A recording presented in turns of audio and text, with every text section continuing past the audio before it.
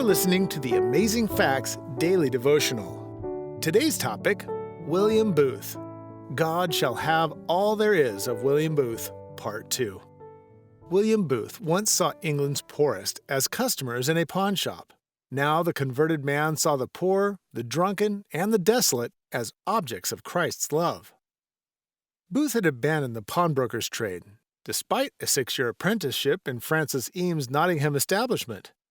Instead, he became a Methodist evangelist, ending up in London and marrying a young woman who was a spiritually kindred soul, Catherine Mumford. It was Catherine who motivated and guided the young preacher. Eventually, Booth worked in the slums of East London and was invited to preach in a tent erected at a burial ground. It was about as far from a traditional Methodist chapel as one could go. The air was heavy with the odors of alcohol and naphtha lamps, and the coarse people were curious about what the young man was saying.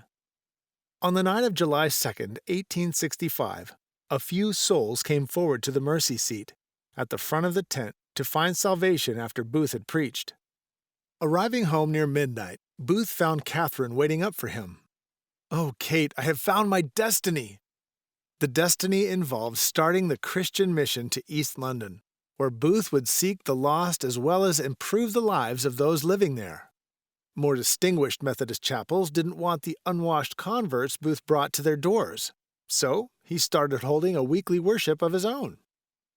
By 1878, Booth's mission was raising funds and sharing an annual report with donors. In writing one such report, Booth's now-grown son Bromwell, assisting his father, gave the mission the name we know today, the Salvation Army. William Booth now wrote, "We are a salvation people. This is our specialty, getting saved and keeping saved, and then getting somebody else saved."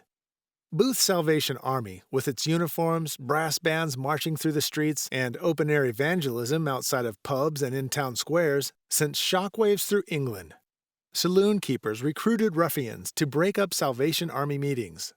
High church leaders looked suspiciously upon the informal services Booth's disciples held. But his movement grew, spreading to America and Canada, and now operates in more than 130 countries and territories. The Army has 2 million church members, each of whom proclaims the message of Booth's signature hymn, "O Boundless Salvation," which says God's grace is now flowing for all men. How long would you be willing to pray for something you desired from God? Be persistent and never give up. Our key Bible text today comes from Acts chapter 16 and verse 31. "And they said, Believe on the Lord Jesus Christ, and thou shalt be saved, and thy house." Thank you for listening to the Amazing Facts Daily Devotional.